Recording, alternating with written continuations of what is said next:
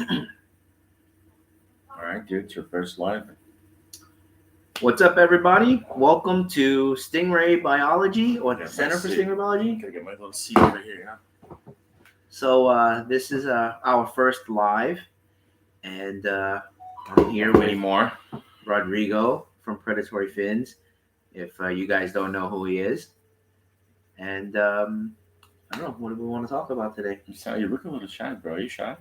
Yeah, I'm used to. I'm used to being able to edit myself. So It's all right. Well, I came here to help Kevin move all his tanks because we're partnering up in Long Island, and it's a lot of work we've been doing, and it haven't been easy at all, but we're getting it done. But one of the reasons why we want to make this live is to talk about the Compete Act, right? Yes. We're talking about all day today, and Kevin has a good point of view, and he's better explaining than I am. So, what is your take on all this stuff? Well, I'm a cynical type of person, Sure. and when I first see something like that, I'm like, I don't really want to get involved. I'm not into like politics of things, and then but this thing just started spreading around more and more. Right? You sent it to me first, and I didn't even know about it. Yeah, Right? I had a lot of people send it over to me. And I guess the main people that circulated it first were the major wholesalers, right? Right. Right, because you get like weekly lists from them, From different people, yeah. Yeah, and I don't get those lists because I'm dealing mostly with rays, and then you shared it with me, and I was like, oh, I don't know if I want to get involved, and then I read through it, and there were some pretty important things going on in there that had me concerned, and I started thinking, wow, if this really passes, and I had a chance to um, try to stop it, and I didn't, and then it affects us. It got me kind of worried that to not let that happen. Right. It would affect everybody in the pet industry, Yeah, pretty much. it's one of those things that I don't know if I can live with that regret. Like I had a chance to say something, my voice might have made a difference. Typically I don't think, oh, what's one voice gonna do, right? But if everyone thinks that way, then nobody stops them, and then we're all in trouble afterwards. True. So what do you feel about it? Like we were saying earlier today, like if it's to protect the public, right? Mm-hmm. There's other things too that they can do to protect the public, and like you're saying, all these restaurants selling food that that eventually end up killing us, but it's not prohibited. Yeah, I mean, there's many parts to it, but I don't even know if everyone knows what we're talking about. So let's explain a little bit about it first before we give our opinion. Um, Basically, there's this piece of legislation that's trying to pass through the government, and it's called the Competes Act. And the main purpose of it is to help promote businesses, business in the U.S. to be more competitive um, against other countries, probably mainly China, right? The U.S. is falling behind. And that's what the main goal of it is. But somehow there's a piece of legislation in there that got thrown in there that deals with live animals and the sale of live animals, import of live animals, the trade of live animals, and transportation of live animals. And the what they have going on in there is that they want to regulate that whole thing, and they want to give the power to I guess it would be the U.S. Fish and Wildlife, which is the organization that would be handling it, and they get to name what would be allowed, what wouldn't be allowed, right? Um, as far as I understand, it's purely up to them to decide. And once um, something is decided, then you know we can't traffic it anymore. Meaning, if let's say, for example, they made what do you want to say? African tigerfish. Oh, it's dangerous. It's got teeth. It can hurt you. So it's no longer allowed for import. And whatever is already currently here cannot be shipped across state lines anymore. Okay, and it's okay. let me backtrack for a second. So basically, they're putting amendments into what's called the Lacey Act, which is already a piece of legislation that regards dealing with animals. So they want to add this thing in there into Lacey Act, and then it would regulate all trafficking, of animals. And the Lacey Act was originally, for controlling like migratory birds that were being sold across state lines. And then, but over time, they added amendments and kept changing it and changing it and changing it. And with each change, it gave more and more power to U.S. and Fish and Wildlife to have to have the ability to what's the word? Be in charge. Yeah, go after people, for things. So can you imagine? We already have pet Goliath tigerfish, and you want to send it to your buddy, across state lines? No more.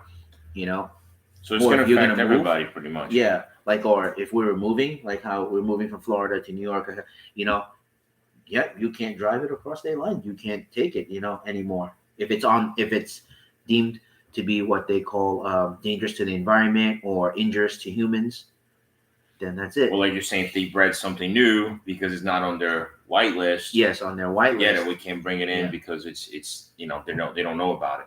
Exactly. So it's gonna completely affect the business of the hobby. I mean, the business and the hobby together, right? Where almost anything not on the white list would not be allowed. And I'm sure a lot of stuff won't be there. A lot of stuff they don't even know about. Yeah. Right. You want to read some questions? Well, we can. Yeah, I guess we read can this guy, John's vlog right there. It is to protect the public from the free market, so that another sector of the market can depend on the government. Yes, but it's not like you can say that the market would depend on the government if they were like giving permits out, right? Mm-hmm. Where, okay, well, if you register for a permit, yes, you can, handle these animals, you can import and sell. But I didn't read anywhere that was the case, and if there was going to be some process like that, watch out, if there was going to be some process like that, I don't think they would give it to the average person or to business. It would be to like places like SeaWorld, Shed Aquarium, public aquariums and institutions and like that. So, and they're targeting what? Fish, birds, reptiles, right? But they're not targeting cats and dogs, right?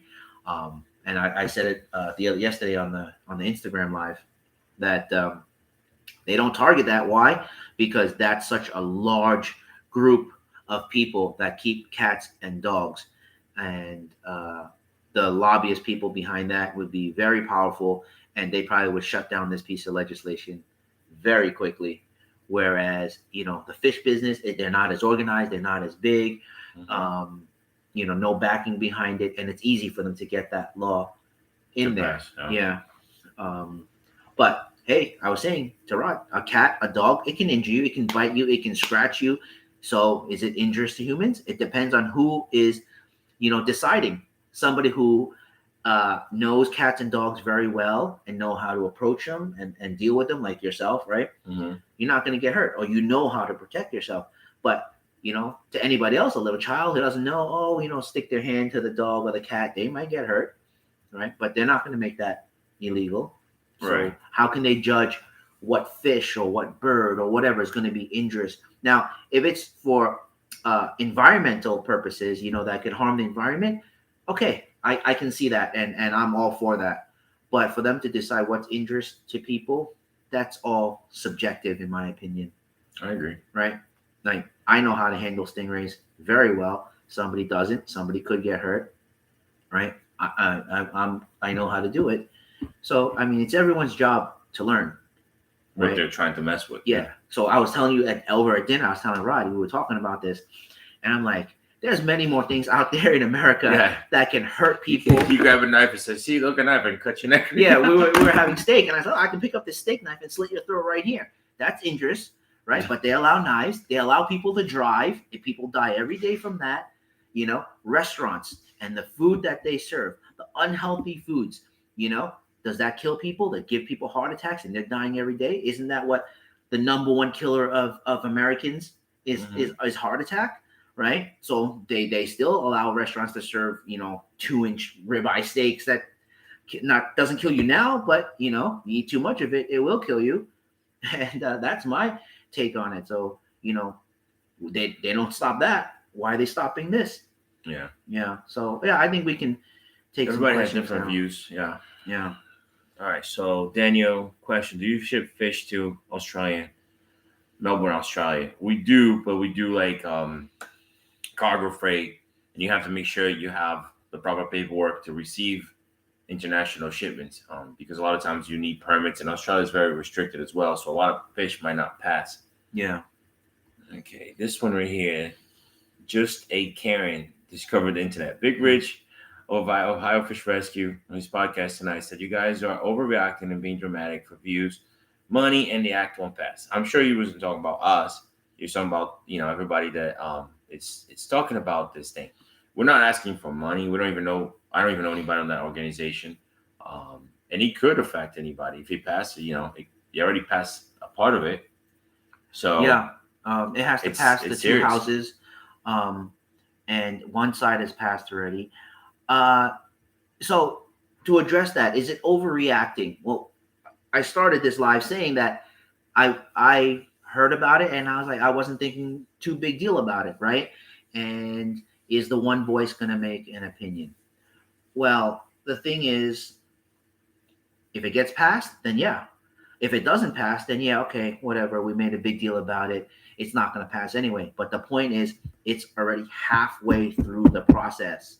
It's not in the drafting stage or anything like that. Okay, I think they said it passed the House of Representatives, and now it's got to pass the Senate, or the other way around. I forget which is which. Okay, so that just says that it's on its way. Yeah.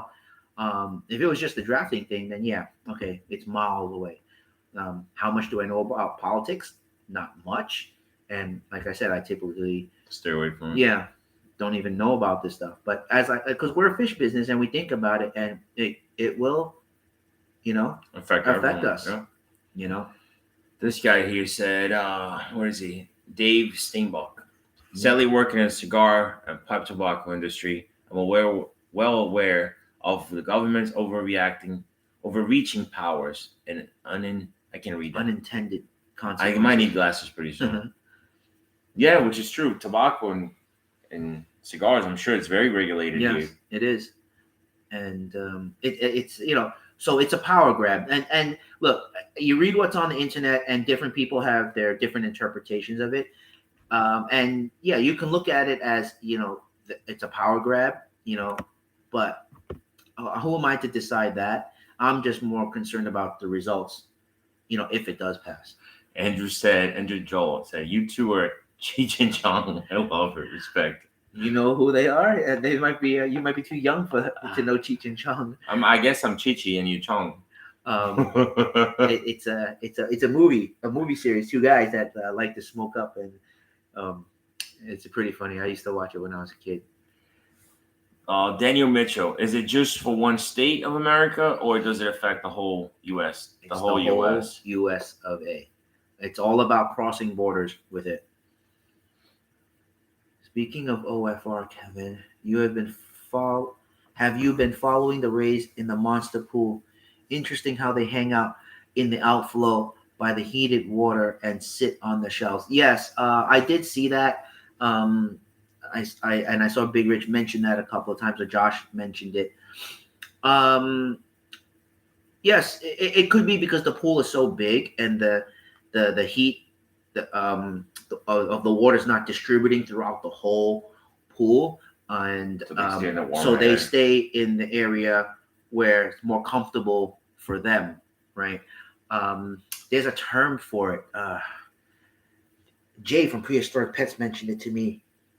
Something about it happens in the wild too. Different areas, like shallow areas, deeper water, and it has different temperatures. So fish migrate to where they're comfortable staying. I forgot something like gradient temperature, I think it is. So it's really cool. So it's nice to learn something about that. So if indeed the water coming out of there is warmer and that's what they like, or maybe the water's cleaner coming out of there because it's just coming through the filtration and that's the cleanest water. So it may not be temperature; it could be cleaner water. That's what we're talking about. It's so cool about keeping different fish and learning from it, because every day is something different. Like, you used to do a lot of stingrays, now you get into fish, so you see and learn from different animals. I can't wait to be in Long Island and be able to have like a massive alligator gar, tigerfish, wolffish, all the fish that I couldn't have before. And that's one of the reasons that we're moving. See, I'm more into the monster fish that looks like a dragon prehistoric. Kevin is into more of like the beauty of the animal, like stingrays are one of the most beautiful animals that you can find. So he's into more of that, right? That type of look. And I want more of the like, I'm going to kill you type of stuff. Matt B, why is the fish whitelist important when the economy is going through crap? Inflation is way up. I don't think those are two related issues. I mean, why is the whitelist important? If this passes, the whitelist is the list of approved fish that is allowed for import, trade, or sales. And inflation is the economy and the value of the dollar going down and prices of everything is going up. So, in my opinion, though, they have so much other stuff they should worry about, like all those fish dying in Florida. Even Paul Cafaro went there. I think they call it Red Sea or something like that. That's such a big problem, and it's made by big companies. Either with sugar companies, or I don't even know what other company was mentioned, but it affects the wild population of the native animals. Those are even a stronger thing to worry about than let's make a white list of what we should allow. So what is that? That's like companies dumping chemicals into the ocean? Is that what that is? Yeah. So it's it's allowed. So it's like it's all about money, to be honest. Yeah, that's straight out killing wildlife. A lot of it too, and it's like, how come nobody does anything about it? Or destroying ecosystems. Okay. Let's see, Daniel Mitchell. That sucks. Will just make the black market trade even stronger. Yeah, so typically that's what happens. Things that become blacklisted, there's a bigger smuggling of it, and it's only going to hurt the animals even more. Yeah, it is. But Daniel Mitchell, are we just reading his messages here? I don't know. Okay, KU, will it affect Asia or the part of the world? No, this is just an American law. Well, no. Does it affect? It affects fish businesses overseas also, because that's less animals that they can sell or ship to the United States. So it affects their business as well. Well, even in South America, like those people depend on that business, to live. So now what they're going to do? Are they going to even hurt the wildlife even more? Because now they have to survive in a different way. Yeah. So let's say out of a 300 species that typically any country can export. Now, let's say because of this blacklist or whitelist, only 150 of them are allowed. That's half of what they can normally ship out, at least to the U.S. They have to find another way to survive. Yeah. PW Full 650. I didn't give it a thought of the cleaner water. Didn't think about the flow being stronger there, though. Yeah, well, so I think it's still a valid consideration. But there was another question asking when we're going to pick up the race. So the idea is right now we're here. We have to send 2 truckloads to New York, set up. Then I have to fly back to Florida, pick up the fish that are there, drive them up in a Penske truck or whatever truck, have the area set up, and then we can start getting some of the race back into, we can't overdo it, but we definitely need to start getting them back. It's a lot of logistics and juggling around and making sure we're getting it done right so that when we do take back the animals, we're not just going to end up killing it because we were rushing it. That's why I tried to pick. That's just some of the stuff we were doing yesterday. And then we had to put that tub inside of another tub. And we have to do it at nighttime because everything goes outside. So we're tired. It's a lot of work. It's going to be a lot of work there too. But we're here for it,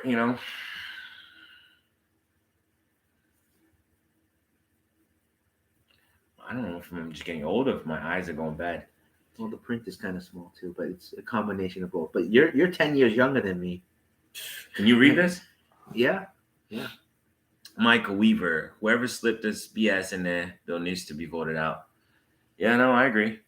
And I think a lot of people agree, and a lot of people are going to message and It just doesn't fit the purpose of the act. Okay, like I said, the act was to promote business, and what they're doing here is finding a way to hurt a profitable industry that's already doing well. I mean, a lot of this stuff happened because of the coronavirus, right, and the economy going bad. So the government's trying to do something, which is great, to help businesses. but that's not the way. The pet business is one of the only business. Well, I can't say only business. One of the few businesses that I know of that actually did very well during the pandemic, because people are stuck at home. Kids being kept at home from school, and parents want something a little bit more educational or healthy for their kids, so they get into the pets and the animals. Well, remember that one time I talked about like why you got into the fish hobby, and so many people are like depression or just making them happy through life, and it helps them like overcome different things to have that passion and have those animals. So imagine if you take that away from them. Yeah. So, but the whole point I was trying to say was this: you got the purpose, the goal of that legislation, and what's this piece in here is completely opposite of what the purpose of that is. So it doesn't make sense, and it shouldn't be there. Okay. This is what Andrew. I look forward to watching you guys work together. I'm from Australia. Sorry about the Cheech and Chong reference. No, don't worry about it. Oh, don't worry about it. It was funny. Let's see. Oh, somebody from Brazil. Is that Portuguese? Yeah, that's Portuguese. Said it's early hours in the morning, and they're watching. So another question a lot of people have been asking me too is like, oh, when are you guys gonna open? If we could, we would open like today, but it's gonna take a while for us to be able to have any type of retail. We're going to get into shipping, and hopefully start making money right away, because this move is costing us a lot of money. Well, for us to actually have the store open, everything's got to be done, complete, clean, laid out properly, and of course, we don't want to open until we feel it's all set up. Mm-hmm. We won't set up everything, but at least section by section, as it's ready, then we can say. We have a lot of plans for that building too. Like we always wanted to build like a nice exhibit where we can display. Yeah, you can feel that one.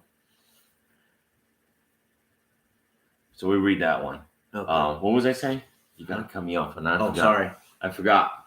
About the opening or something? Oh yeah, that we have a lot of plans for that building, that we want to do, an exhibit and stingray breeding, and hopefully other types of fish breeding as well. But I think the exhibit is a part that him and I are both excited for, because it's something we always wanted to have. Yeah, it's going to cost a lot of money. It's going to take a lot of time, but hopefully we can get, little by little, get to where we need to be. Yeah, but so KU or K. Sorry if we're like destroying your name. I'm just not sure how to pronounce it. People still call me Rob to this day, so It's okay. He's saying aquarium hobby literally saved me from depression. If this act passes in the U.S., I might not consider moving there.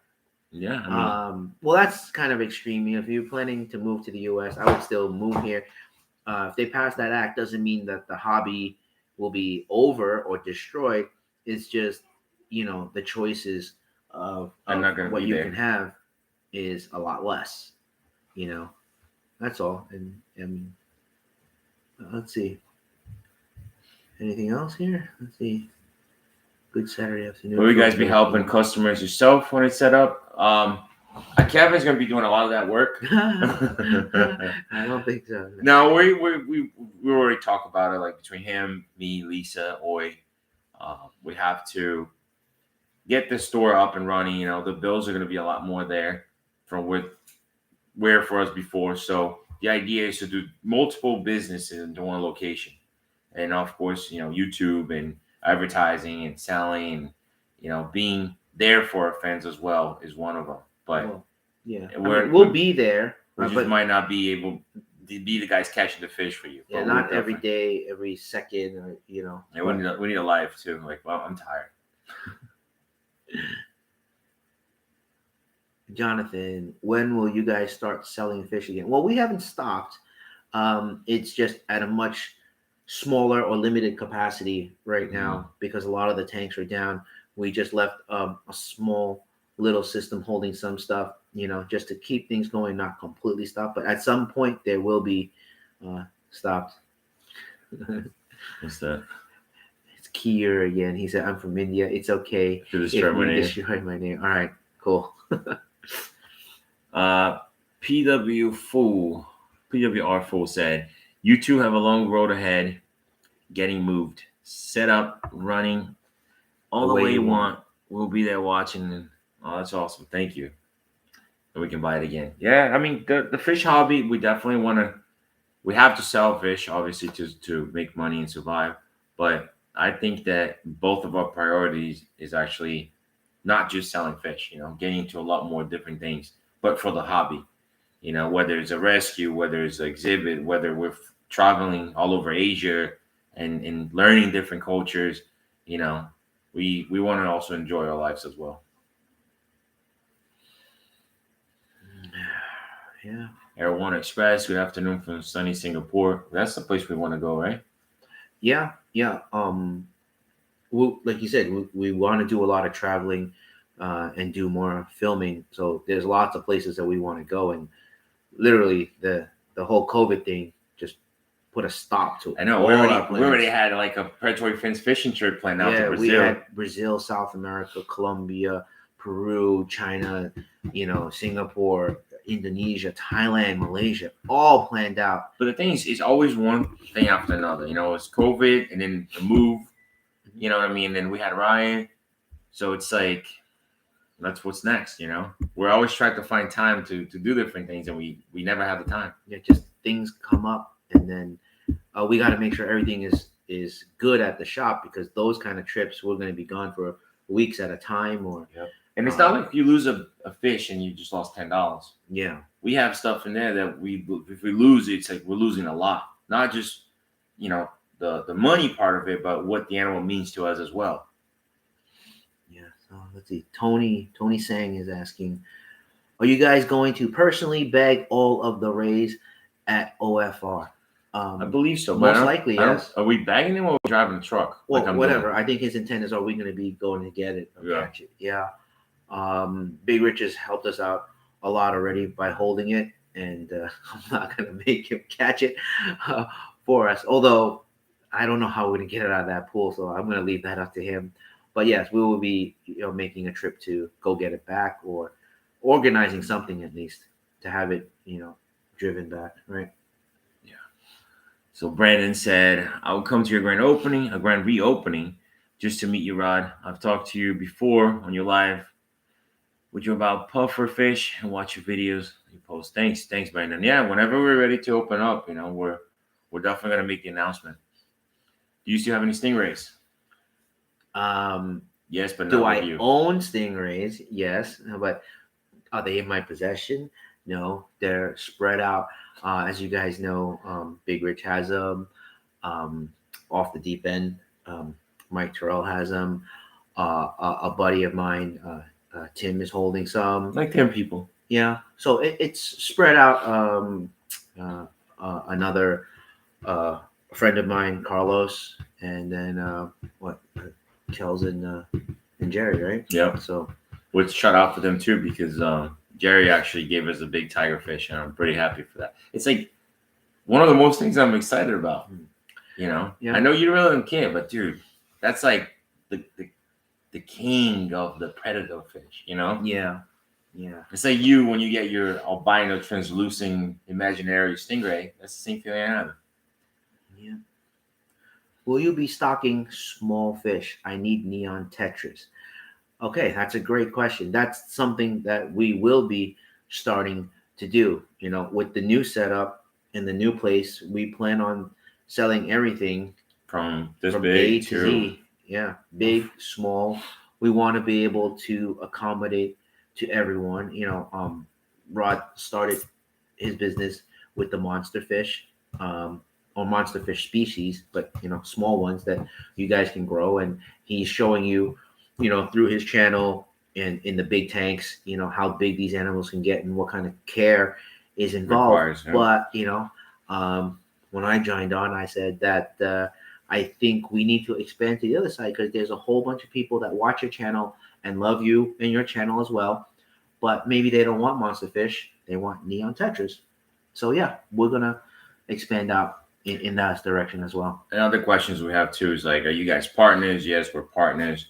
Only in business though. Just want to be clear of that. And Not in life. no, it's Not life. life It's you and partners. Oi, and But Predatory Fins and Stingray Biology, yes, we're gonna still keep our names, and it's gonna be in the same building, but we're all together in this. Mm-hmm. How far is Ohio Fish Rescue from your new place? What do you think? It's 4 or 5 hours? I have no clue. I haven't looked either. I think it's more than that. That's a good question right there. Rod, did you end up keeping that albino stingray? Yes. Which one? Remember the one with the circles? What's his name? Yeah. Yes. Uh-huh. Yeah. Oh, we're gonna do some crazy videos. Like we've already been talking about, like, because he even told me this. All the stingrays that he sent out, he had so many projects that we're gonna start breeding this year, right? Mm-hmm. Projects that you've been working for what, years, right? Yeah. And right when they're about to breed for you, you have to do the move. So the idea there is that we're gonna hopefully import the normal rays, for people that want to start into the ray hobby, but definitely try to breed like the crazy things because it's amazing the stuff that I've seen that he produced, like mustache. Mustache, do you have a picture of mustache? No, not on me. That's like one of my favorite stingrays. It's like instead of having the round black dots or white dots on the black diamond, it has a whole mustache like right in front of his face. Yeah, I think people who follow me will know which one that is. It's almost like a unibrow, like this big white patch across his head. Pretty nice. Yeah. Try to get a 30-inch Detnoy if possible. Will be amazing. Well, you're fatty over there. Yeah, she's pretty big. The one that I have is pretty big already. She's over 15 years old, and we moved her the other day out of the big tank. Her body was like this high. I was holding it, it was like this high. It was 12, 13 inches and fat and round and hit. 30, I don't know if I've ever seen 30. I've seen big Datnoids before, but I don't think I've ever seen 30-inch. But they can get that big, right? I'm not sure. Some of the biggest ones I've seen giant breeders at the farms and stuff like there. I don't think they get that not the 30. Even when they were in the wild? Yeah, I don't think so. I think like 26, 27 is probably the max tip to tip. But yeah. Peacock gudgeons, pygmy sunnyfish. Yes, I think we did get some peacock gudgeons before already, right? Yeah, we did. You got a couple of those. Sunfish. I'm not familiar with pygmy sunfish, but tell us what you want. And look, a few people asking about Piranha sharks. So Piranha sharks is another species that we don't understand. Right? Yes, because the Mekong catfish is illegal, and you see this illegal. But the Piranha sharks, there's not really much out there about them. Just not really any reason for them to be illegal because they're being farm raised, just like HR1s. There's thousands. When we went to China, you remember the prices on them? You can get an HR1 from $50 all the way up to like what? I think the cheapest, as low as even $20 for like the cheapest types, and because they're everywhere. It's nobody's everywhere. Going out and catching them in the wild and trying to endanger the ecosystem. Nothing like that. It's just farms and hundreds of thousands of them being bred every day. Oh, Tony saying again. Kev, how's that male Datnoid holding up after it jumped out of the tank? It's doing fine. It didn't skip a beat.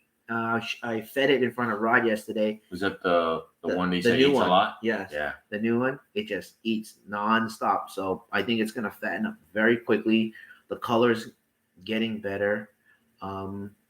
And actually, that's the last running tank at my shop right now. I'm probably going to bring it home so that I can tear that down and ship that, and then Oi will take care of those danoids while we're in New York. I mean, it's gonna be a lot of work. Holy crap! I'm already tired from the beginning. What is the most expensive fish you guys own?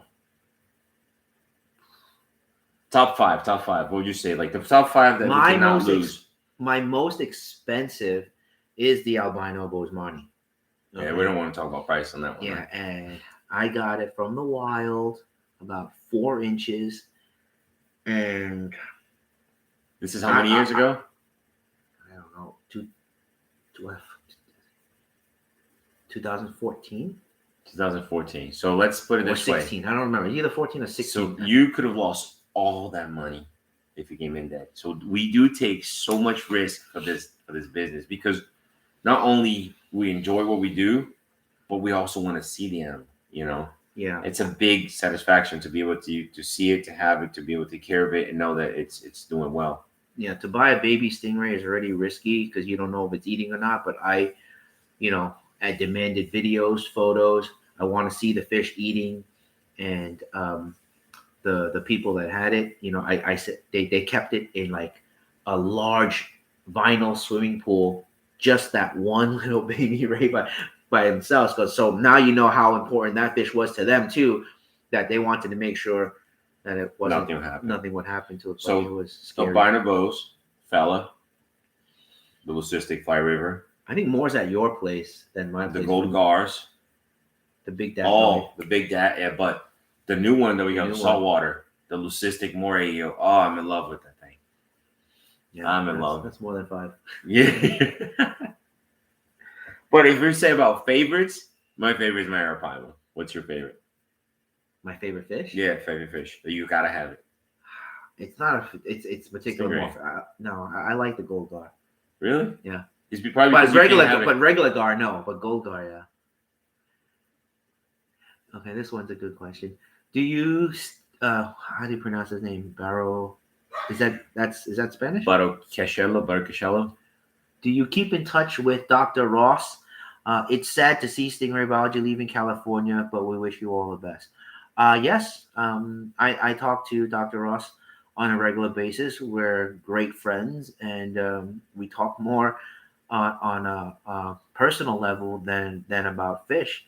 But he's doing well, and I'm sure he's very happy that people are still asking about him, because he's kind of been out of the picture for a while now. Last time he was in public was actually at the Monster Fish Bash. And for people that don't know, Richard Ross, he's the godfather of the stingrays. Yeah, he wrote the first books on stingrays. He created the P numbering system. So if you guys are familiar, P12, P14, P13, that's P14 is the Galaxy, P12 is Henley, P13 is Leopoldi. He created that numbering system, and he kind of paved the way in the stingray industry. So a lot of the newer hobbyists don't really know who he is. But yeah, I didn't know until you told me. So it's a very important person. And oddly enough, reptile people know him because he also wrote the first book on breeding ball pythons. It was considered the Bible for a while, so it was a good crossover. And a lot of the reptile people know who he is. Yeah. All right. Okay. There were some good questions that kind of got away from us. Oh, look at this one.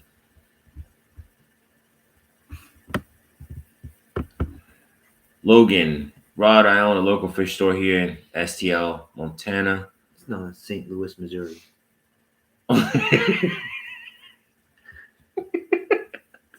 You couldn't just let me be? We'd love to buy one of the largest fish to put on display. What do you have in stock? I love to do a YouTube video on it. I don't think we have anything large. See, the problem with large animals right now is the cost of freight. Yes, but is he talking about one of your larger animals? Like from the 12,000? We've sold everything that we were willing to sell. I just kept the stuff that we really wanted to bring up.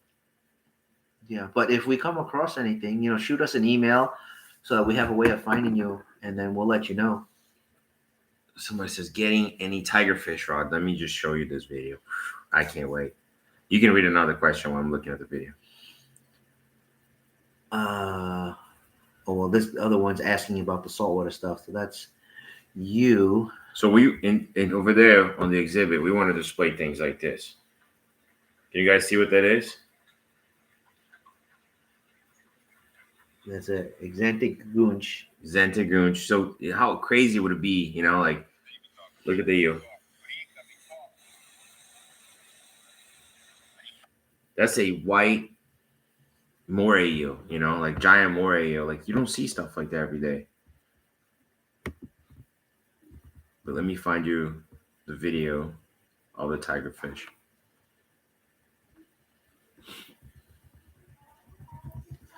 I'm just going to answer this one because this is Gavin Ma. He's mentioned this a few times.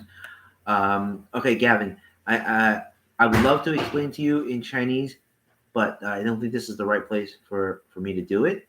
If you really, because number one is a lot of people won't understand what I'm saying, and my Chinese is not that good that I can explain such just throw it out there stuff. Yeah, but if you want to contact me privately, I'll do my best to try to explain to you. Okay.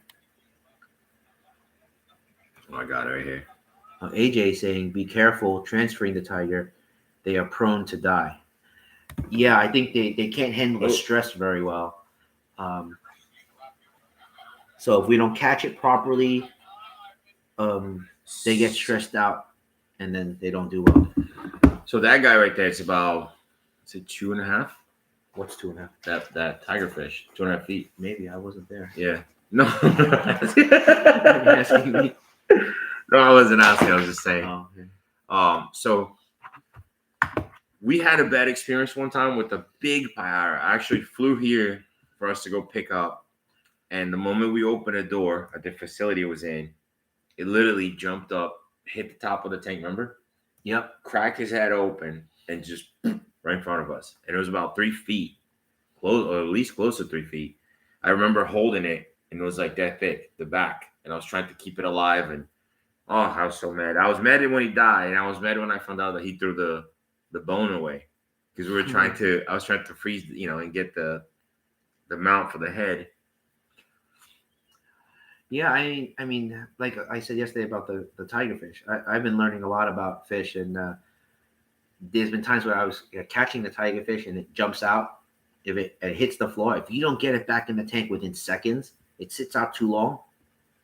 You put it back in the tank and like come back 10 minutes later and it's dead. And see, some fish are totally different. Like I've had arowanas jump out and they were dry, and I put them back and they go back. Actually, one thing that I learned, like a shock or something, and like a heart attack and gone.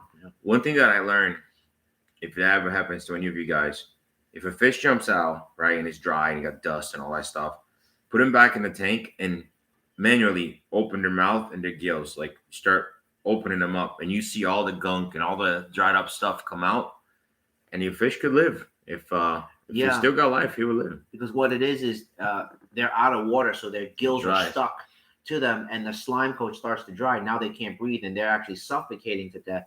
So even if you just put it back in the tank, it's not going to open up. You have to open it up for them. It's not that they don't have the power. It's just like, but they're so weak too that they don't have the power to just start breathing on their own. Where are you guys at the moment?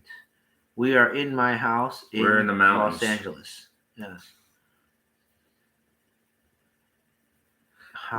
Chris Deck, how long have both of you been in the hobby? And was one of the most terrible time in the hobby? I gotta think about that for a second. Okay, I think I had fish since I was a kid. I even living in Brazil, on the beaches, I always played with the fish and tried to save them whenever they got stuck on like little reefs. Good story for Chris. But I think bad time that I had on the hobby was getting scammed. Yeah, okay. Yeah, I was thinking about that. I was thinking, usually most people have a bad time with like losing fish, but yeah, getting scammed is one of them. Meaning by we pay for the goods and we don't get anything. and they disappear. I think it happens on a hobbyist level, right? When you buy from bad vendors. Yeah. And it happens on our level when we buy from bad exporters. Not anymore, though, because once you grow and your name is out there, then everybody wants to do business with you. So they send the fish first, you know. Yeah. But at first, yeah, I lost a few grand. By having a good reputation, it helps. But for me, one of the most terrible times in the hobby was when I was leaving New York and moving to California. I'm originally from New York. And moving to California, and I didn't know what to do with all my fish in New York. And a friend of mine was willing to help me, and I built a tank for him because back then I was building acrylic tanks. We set it up in his house, and he agreed to take care of the fish for me. And in return, he gets the tank for free. And when I'm settled, we can arrange to send the fish to me here in LA. So I appreciated it. So I tried to make the system for him as simple as possible. And this is, you can kind of say, my first time getting into more of the automated stuff and trying to make life easy. I did an automatic water change, with a solenoid valve with a timer that turns on with it's almost like a sprinkler system, right? Mm-hmm. And I was just as anal back then. My OCD, I put 2 solenoid valves back to back, thinking in case one fails, the other one won't fail, and it won't get flooded. And my buddy calls me one day and says, my whole basement is flooded with 3 inches of water because the water change did not shut off, and plus that, because it didn't shut off, all the fish were dead too. Because all the chlorine water kept coming in. Yes. I don't know. Was I running through chlorine? Maybe I was, but because it was coming too fast or for too long, it wasn't getting all the chlorine. All the fish was dead, and I spent so much money setting it up, and his house got destroyed. His wife was mad. It was bad. And from that lesson, I never do anything fully automatic ever again. I do semi-automatic where I come in the day, I turn on the water. I know I'm going to go home. Now I shut off the water and stuff like that. But I will never trust something to be fully automatic from that. Just from that experience. There you go, Chris. That's my terrible time. We have goods and bads. I mean, you learn from a lot of the mistakes. I think another bad time I had is I had imported just before I met you, I imported a huge tiger ray.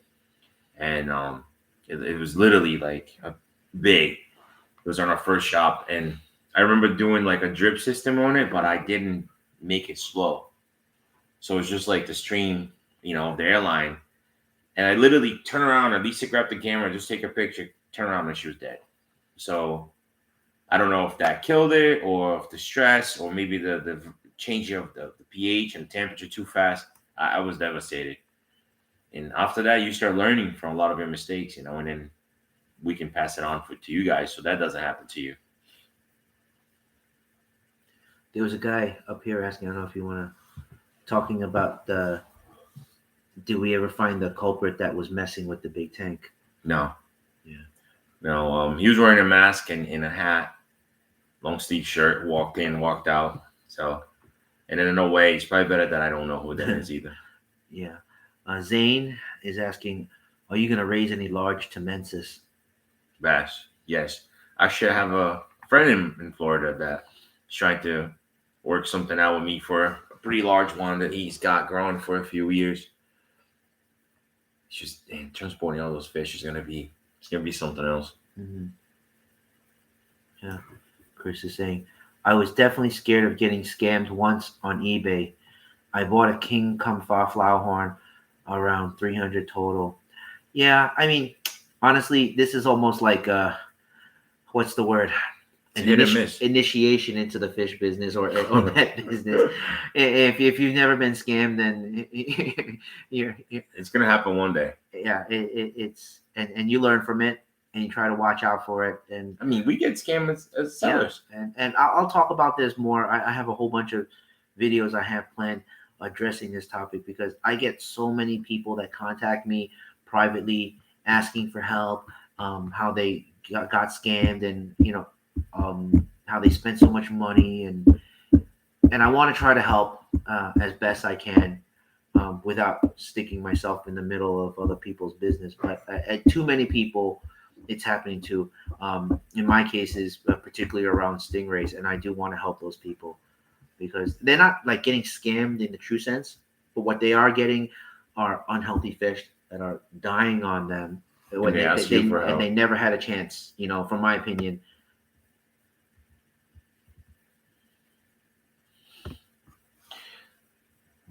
Blue Reef. How crazy that in New Jersey you can have piranhas, but not in New York or Connecticut. Yeah, something like that is every state has their own regulations, and they decide what is legal and illegal, whether it's safe for their environment or for their people. So, yeah, it is what it is. I would love to have a school of piranhas, and I think that's one of the things that we can have, because when we went to Peru, well, you didn't go with me, but next time we go, I'll show you. They have these black roms that were like this big and this round, and then with the red eyes, right? Yes, the red eyes, and then local people, they surgically remove the lips so that the teeth are like fully exposed, and you can see that at perfect razor sharp interlocking. It's really cool. I mean, when I was in Amazon, you didn't go. Yeah. If you want to say it like that. Joey was I'm glad I didn't go. Yeah, that was a good thing you didn't go. Joey was there, and literally we just put the hook in the water, and you go down probably 3 feet from the boat. There was just one piranha after another. Not even anything on the hook, just a hook. So.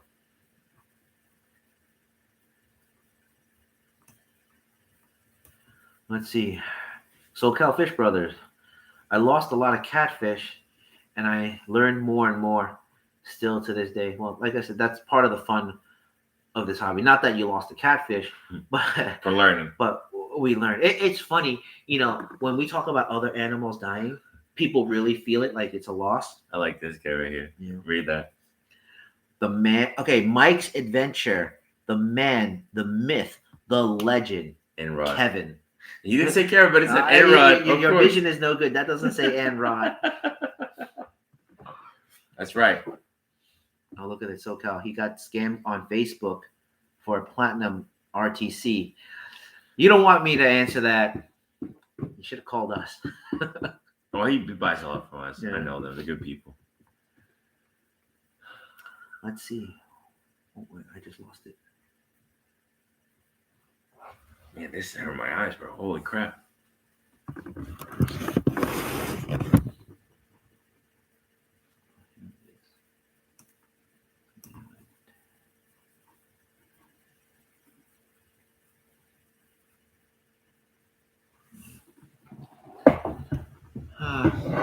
He said he paid $300 and $100 for shipping. There goes my money. Sometimes if it's too good to be true, you already know it's too good to be true, and you were hoping, for something. Wait, so he paid and get anything at all? Yeah, the way he got scammed on the platinum rental, he paid $300. I mean, that's. Let me tell you, our cost on it is more than $300, and that's from overseas, so it's not even possible. I mean, yeah, is it possible somebody needs to sell their fish? Way more than $300 with the freight. But see, what sometimes throws people off is if they're buying from a private person and they need money and they're just selling some stuff off, that's when you get a good deal. It is possible, but if the guy's a fish seller, then it's not possible, in my opinion. Why do it look so short? He's sitting on the floor. Yeah, it feels good. How did you two meet? He had an ad on Craigslist looking for a pal. Isn't that how you met Lisa? Not me. Well, Lisa was not looking for a pal. She was looking for something else. So, yes, or it's Craigslist. Let's see what else.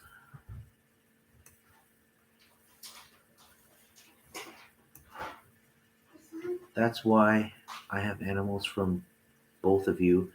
Nice to see my rays right after birth through feeding and my RTC hybrid and translucent iridescent. Oh, what's that? Unbuck. I think it meant to say something else. I mean, we try. I think that everybody's going to have goods and bads. Okay. We might one day sent a fish. Like I've seen it before. I'm not even gonna lie. I've sent a perfect Zabrina, and it arrived covered in ink. How? I have no idea because I even picked that fish myself. So with situations like that, we take care of the customer. Whether the fish dies, we'll refund, or if the fish lives, we'll credit them some back for the next purchase, just for the hustle of it. But as long as there's proof, and I think there's a lot of good sellers out there too that help not only the hobby, but they help their clients as well. There's good and bad, no matter what you do. Yeah, you use your judgment. When you talk to somebody, you get a feel, and you have that instinct to know whether you should or shouldn't, right? And if something feels off, then it's off. T. Sween. Just got my albino silver iguana from Predatory Fins yesterday, and I haven't stopped staring at them. At him. Yeah, they're actually. I don't know. You must be tired. I don't know where we get the for our iguanas from, but they're always coming in good quality. We haven't lost one through shipping. Yeah. Well, it's a strong fish, but getting it from a good source, then we have good, better. What's that? Easier for us to handle, and in return, it gives our customers also better quality fish. But see, that's one thing that a lot of people don't know too. Like we can choose, right? So when we're buying fish, we can choose to buy the cheaper, or the middle, or the more expensive. We always go for the higher price because we want the best quality. Yeah, and that all just passes on to you guys, right? And it just benefits everybody. We have our 100% DOA guarantee policy, so we're not going to want to send you half dead fish and then it doesn't make it, and then it's on us. But there are some sellers who try to do that, so that's where you got to be careful. Where they kind of calculate, they know it's going to make the trip alive, but then you're gonna have problems and dies on you. But their policy is, well, it arrived alive, and that's it. They're done. But with us, if you show us that it arrives in bad condition, we still do our part to make sure that you're taken care of, and that you're not just spending your money with us, and too bad your hamburger fell in the fire. Richard Ross used to say that to me all the time. Your hamburger fell in the fire. It's over. So yeah, but it has to be that day, not the day after or 2 days later. You got to tell us that day. How about 10 days later? Remember? There was 10 days later. I'll tell you, there was a guy who bought a Stingray from me, and told me about it 3 months later. And not to encourage you guys, but I still covered him. Yeah, but that's I didn't have to, but I did it. We just did a platinum red tail. Yeah. We had a customer. We all the platinum red tails that we had, we sold them all out, right? And then this one customer called and he asked a bunch of questions how to set up his tank, and I'm like, oh man, he's not the guy for this fish. So I took my time, explained to him everything, how to do a cycle, because a lot of people just put a tank with water and there's no chlorine, pH is good, it's cycle. That's not how it works. So I tried to explain to him, and he called again, and I took my time and whatever. We sent the fish. 10 days later, fish died. And they call our secretary and No, I don't think it died 10 days later. It died like 2 days later, but there were some communication issues. But the key is, was it 2 days? No, it was more than 2 days. No, it was like 2 days. But we were busy with the move and whatever. We didn't get back to them. They didn't report anything. The fish ate. Yes, actually, the fish was healthy. They said, "Oh, the fish is doing great. It ate. Thank you, guys." Blah blah blah blah.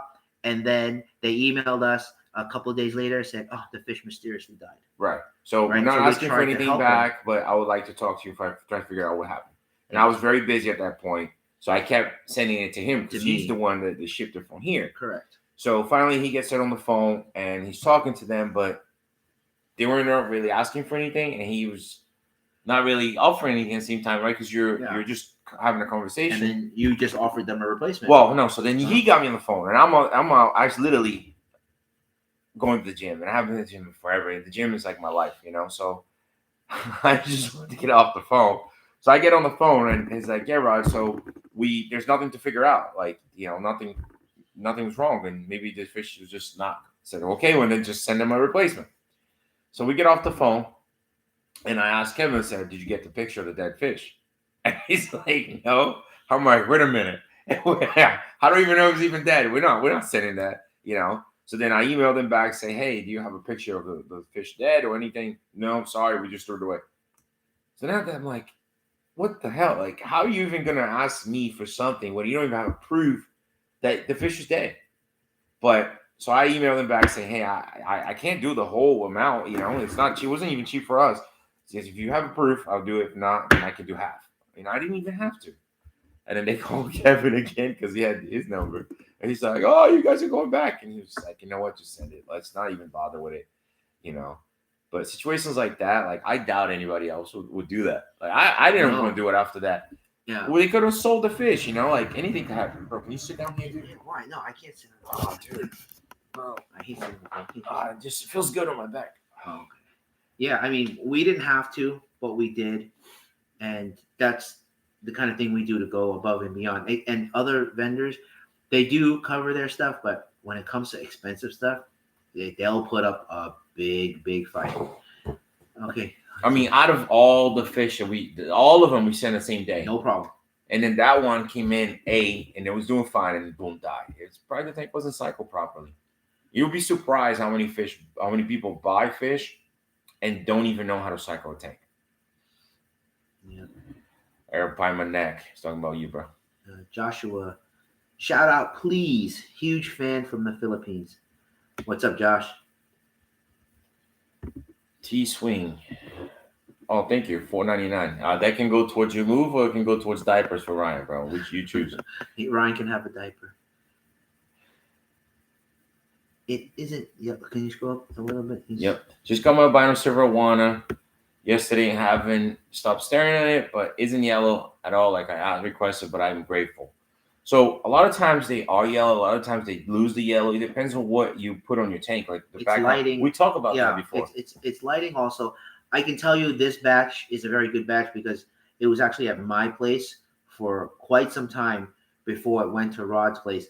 And some are more pale in color and some are more vibrant. They change. They change. In my tanks, they had more yellow, and you can see like the blue and orange in every scale. Really nice quality. If you just got it, maybe it's the stress, maybe it's the lighting.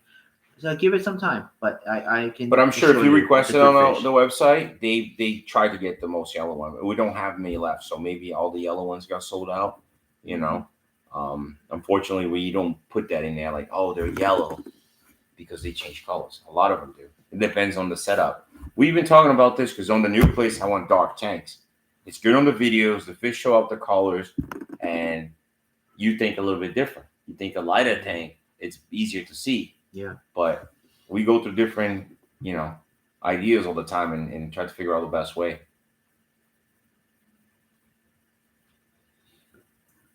DA Fishing, do you think a 5,000 gallon per hour pump is good enough to breed rays in a 600 gallon?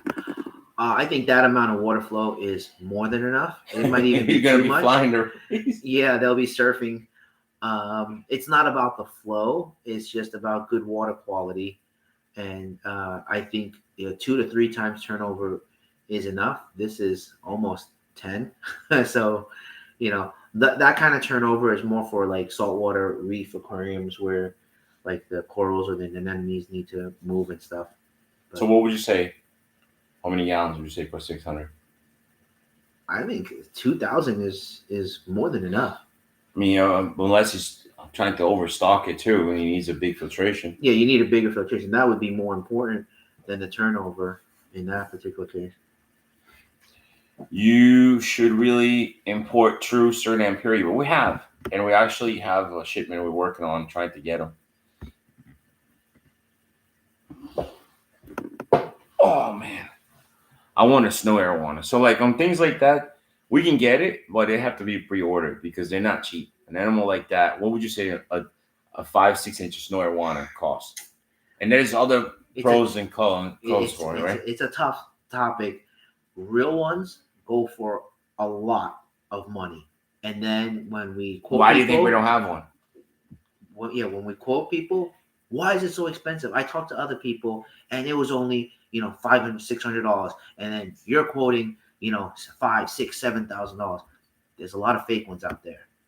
Okay, either chemically treated, somehow altered to make them pale, right? But they change or they'll die, and they're not the true genetic morph. Don't ask me how I know the difference. I really don't. But my suppliers, the people that we deal with, they know, and that's who we trust, right? So yeah, that we can get it, but it's expensive, and it's not like you want it, I phone call, I get it. No, you want it, phone call. It might be tomorrow, it might be 3 months, it might be 6 months, whenever it turns up. Because a lot of these rare animals end up going to Japan, right? It goes to whoever pays for it but first. Usually Japan is the final destination. Because they don't bargain. Whatever the price is, they pay. So gone. If I bargain $100 and call back, it's gone. You bargain a lot. Yeah. So because we got to get the prices, but I don't even know if I told you the story. We tried to bargain on the eel and almost lost it. And then turned around and said, no, we'll pay full price. We'll pay more. We had to pay more to get it, yeah. If not, it was gone. But there was a story when I was importing before I met Kevin. I got an offer for a albino tiger chavanose from Peru, and they wanted, I think it was $5,000. My body's too sore from last night. I know, I'm beat, man. It looked like little kids. I think they wanted like $5,000. See how more comfortable this is? Just leaning back, and I had to think about it, so I hung up the phone. I'm like, $5,000, I was just starting, but it's an albino tiger chavanose. Like, you're not gonna see that every day, So by the time I called back to say like, hey, can I make an offer at least? He was already sold to Japan for like $100-something thousand. Gone. Boy, there's a guy there, like a Japanese guy on a fishing trip. He saw it, make a phone call, done, sold it. So then after that, I'm like, oh damn it, I should have got it. It happens a lot. So-called Fish Brothers, hands down, you guys are the best of the best shipping. You guys are the best of the best shipping. I bought fish before off the other people, and they sick. Fish always comes almost half dead. But you guys are the best when it comes to shipping. I mean, we try to do a lot when it comes to it. We it's a lot of preparation. The weather lately with the winter, I mean, you use fully enclosed foam box that's like 1.5 to 2 inch thick. I'm guilty. I use the box with the liners, right? But during the winter shipping, I bought the bubble wrap, the foil bubble wrap, wrapped it all up. It looks like a Christmas present. So we have to go that extra mile, and we have to think too. Like it's a science behind it, because like I'm in Florida, it's hot, right? But where it's going, it's cold. So if I put heat packs and hot water in that bag, is it gonna overheat, or is it gonna arrive, at a good temperature? So you have to, like, every box is different, man. It's a lot of work. I think ultimately is, we think about the customers and we think about ourselves. Like, if we were to buy it, how we want it to get it, right? I think honestly, the first thing I think about is the fish. Mm-hmm. Like, is it gonna make it? Like, I don't want it to die. Yeah. Well, what I'm trying to say is, like, if we were buying fish, from somebody, that's kind of how the kind of service that we would want, right? To make sure that, because we do that to our exporters, our shippers. I'm always on the phone, like, no, do it this way, do it that way. Put this much water, put that, because we want it to come in good, so that we can give you guys, the best that we can. Cool. But I know it's like Valentine's coming up, but that arm behind me, dude. I did more work than you last night physically. You were driving a forklift. Joshua True just said, yo, thanks, Kevin. You just made my day. Is a datnoid and tigerfish the same thing? And how much are they? Huh? No, a datnoid, it's also called a tigerfish because it got the stripes. But an African tigerfish, it's something different. And they can vary in prices depending on size, quality, especially the datnoids. Datnoids can go from $30 up to like $40,000, $50,000, depending on the morph.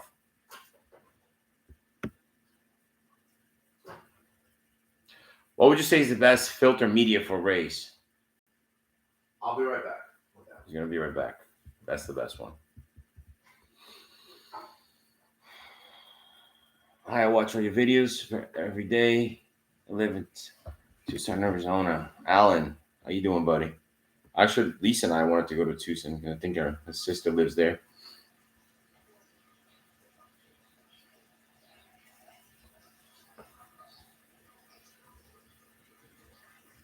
Hey, what's up with all the chemical treated fake Xanax datnoids? I didn't even hear about that before. Somebody got burned? I don't know. He's just asking about it. I'm Dave Stavok. I'm sorry if I'm saying the names wrong. Love my bumblebee catfish from Rod. Arrived in great condition. Ate within a day and received him. He's been thriving. A real beauty, though. That's awesome, man. We're happy to hear things like that, because not only we care that the fish is gonna have a great life, obviously, but we care that you guys also are happy with your order. So yeah, what's up with the fake dat noise? You heard anything about that? Yeah, our supplier mentioned it. There was a lot of it going around, and they look beautiful in the videos that they show you. But it's chemically treated, and they're not exantic, and basically they change back fairly quickly. I was told too. So, um, are you buying the fish that they showed you? Yes, but they do something to it, and the price is too good to be true. Number one. Number two is it's supposed to be a rare fish. So if you see a tank full of them, ding, that should be a red light for telling you that but it's not that. We went through that. We went through that. We went through that, and we stayed away from it. Yeah. So think of it like it's too good to be true. Think of it as some fish are like YouTube. You cannot believe everything you see. Yeah. But I think it's hard for the average person to understand it. And I understand that everyone's looking to get a good deal on something. It's their dream fish or whatever.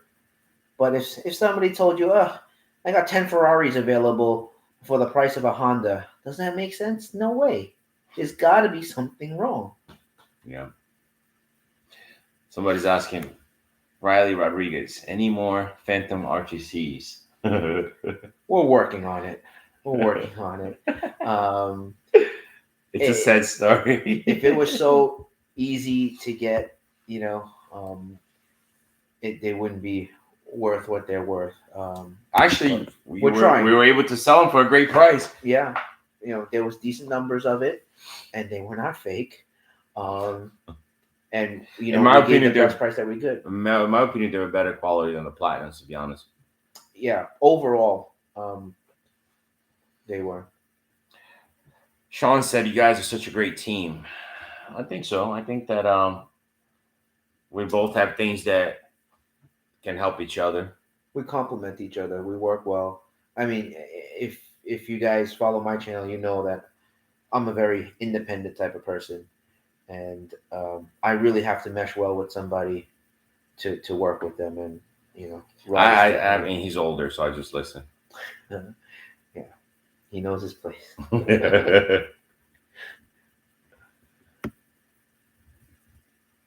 Can you have snakeheads in New York? No, snakeheads are prohibited all over the U.S. Yeah. Is it only the U.S. or there's other countries too? There's probably other countries too that prohibited that, huh? I don't know. Can you have them in Canada? I think Australia would be illegal. Canada might not be. Because Canada's too cold.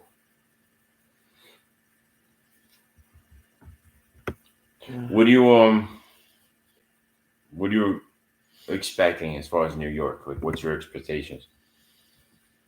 Honestly, I don't think I've thought that much far. expectation. Right. It's too many things going on right now.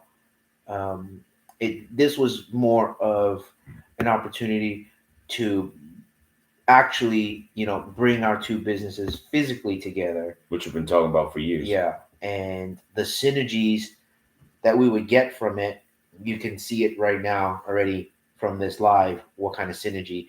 So imagine if we're in the same facility, the things that we can get done, we can rely on each other and help each other. I think it's best for us and it's best for you guys as well. That's the way I see it. It makes my life easier. I'm getting older. I need young blood to Yeah, which support does not me. mean I ain't young no more. Ryan's gonna have to step up. Yeah, so it's a good thing you have a boy because I have two girls. But yeah. Reality is, it's very hard to work with partners. You know, you have to find the right person to click with, and I don't recommend it. If it wasn't for him, I probably wouldn't do it. You've had some bad business partners. Yeah. So have I. Yeah. You know, it's very hard to find somebody that's on the same level, whether it's like, you know, not really like experienced level, but as far as like, I want to make it happen level type of even deal. respecting each other. Yeah. It goes a long way. I don't think we ever had a fight. I'm sure it's gonna happen. You know.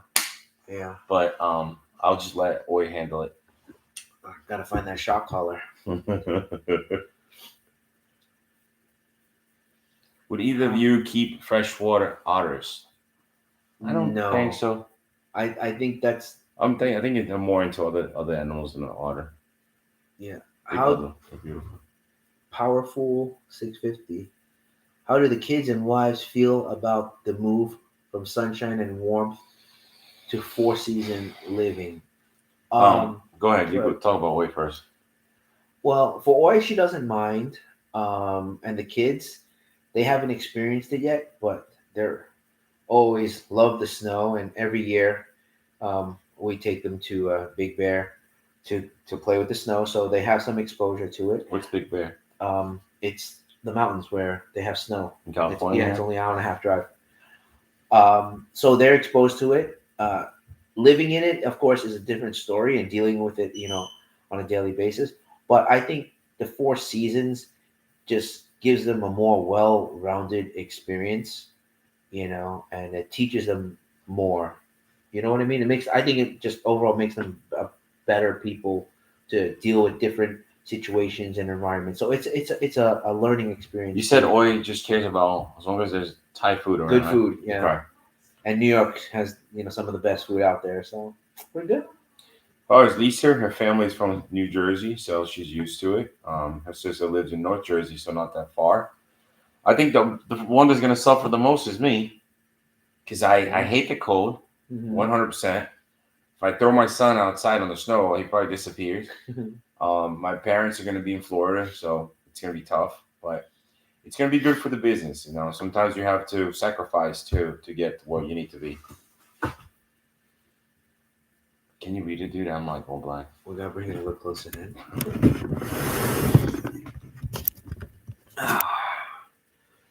What are your saltwater objectives this year? Should definitely make reef tank. That was AJ. So that's you. A reef tank. I think once we're set up, yeah, we'd love to have like a. You never thought they were super pretty. You like pretty stuff, so you know, like with the corals and colors. I don't like it. That's kind of like a saltwater planet tank, right? There's a beauty to it, but I think I'm more of a fish person. Right. Okay. You know?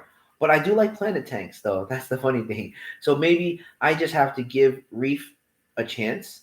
And I think you'd be good at it because a lot of science behind as well. And you're very about me. I'm not good for that stuff. But the amount of research I would do before I even attempt to make one, but that's how 6 months before I even attempt to. But that's how you become good at it. See, my problem is I don't do any research. I just do it, and then I figure out after, and you know, crap happens. Ugh.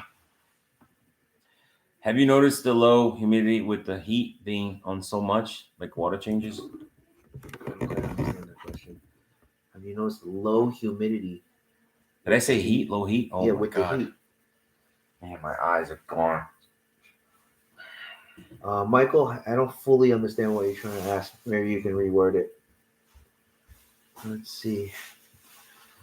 Sierra, do you think I could keep a datnoid tigerfish with a female red terra and a jaguar cichlid together in a 125? My opinion is every fish is different. Yes. Every fish is different. So you just have to try it. And to be safe, put more decorations in there so that even if they are aggressive fish, they can define their territory. And most likely the red terra will pick their spot and the tigerfish will learn to stay away from the spot.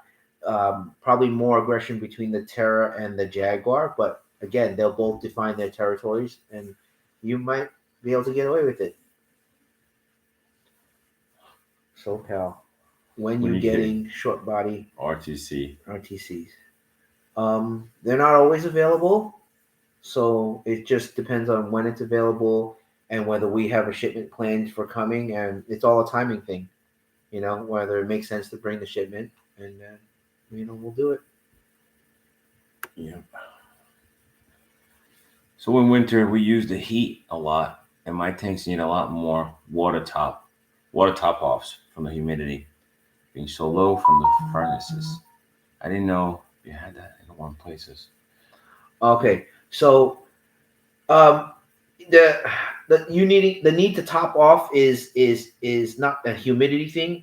It's a water evaporation thing. So you're talking something like about your sump, the water getting low, or the levels in your tank, the water getting low. Um, yes, heat plays a small, I think a small factor.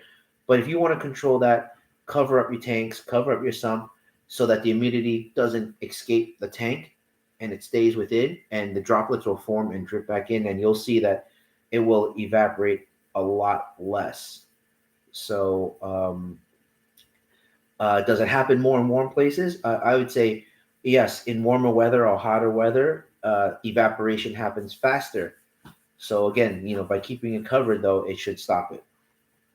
That happens to me in Florida, especially when it's colder outside or hotter outside. One or the other. Colder outside, it evaporates, and in the whole ceiling, which we're gonna have to figure out how to fix that in We'll New cover York. the tanks. We have to cover all the tanks, just like what I told you. But what about the big tanks, the big tanks?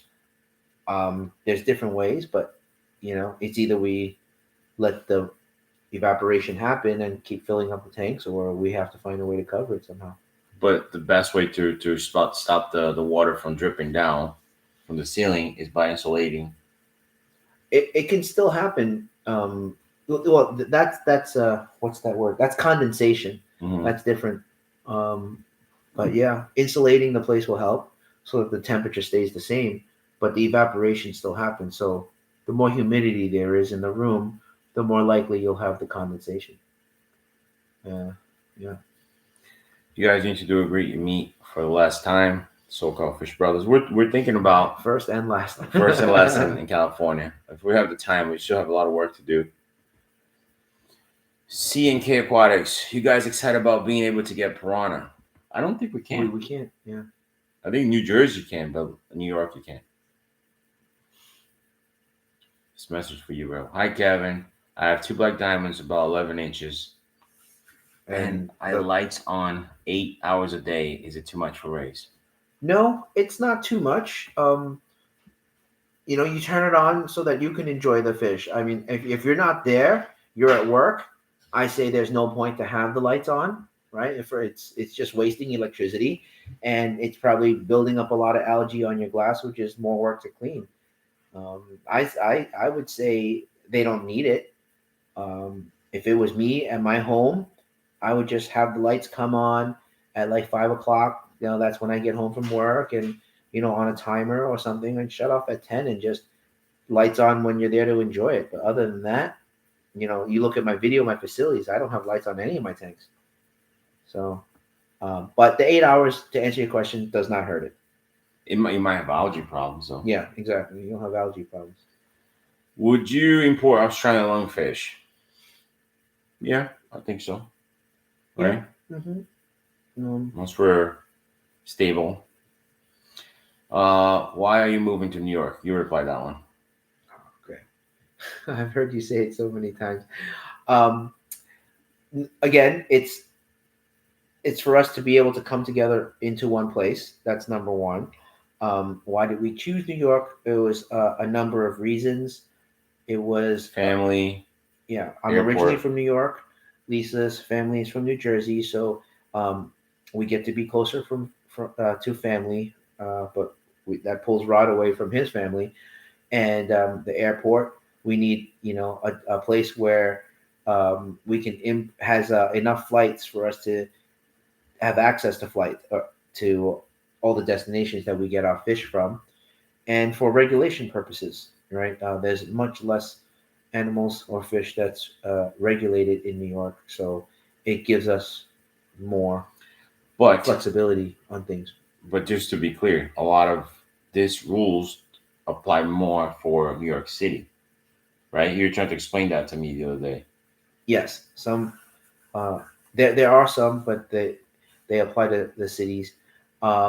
This happens in a lot of states. You know, there's there's nationwide rules, there's statewide rules. Then there could be different like town, county, or village rules, and uh, you just gotta do your best to keep up with it. It's just too hard. We try our best. Q, you guys are great representation of the American dream. Have you guys ever thought about doing speaking engagements? Thought of doing speaking engagements? Shout out from Australia. Yeah, I I have no problems with doing it. You I know, honestly do other types of speaking engagement, if you want to say that way.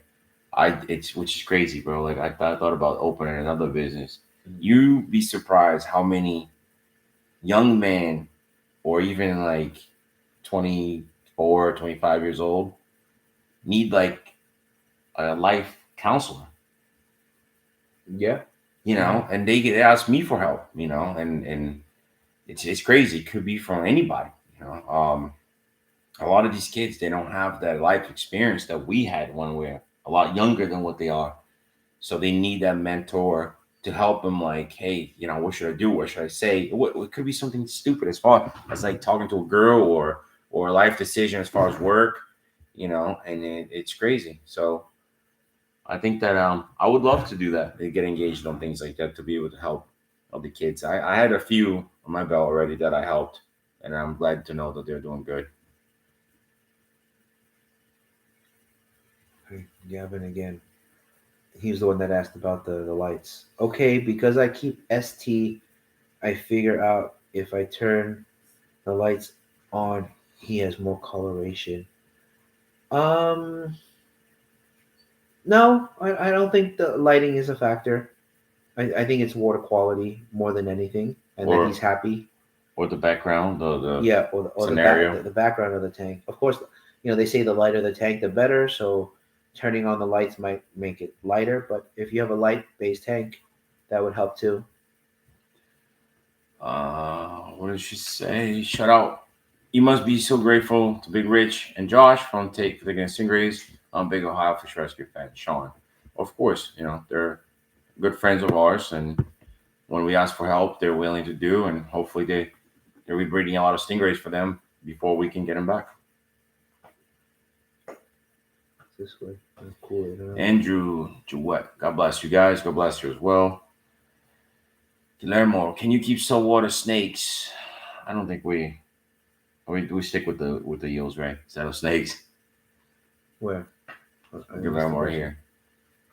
Oh, can you keep saltwater snakes? Is that eels? Is there a No, difference? there's a difference. There's a difference? Yeah. Okay.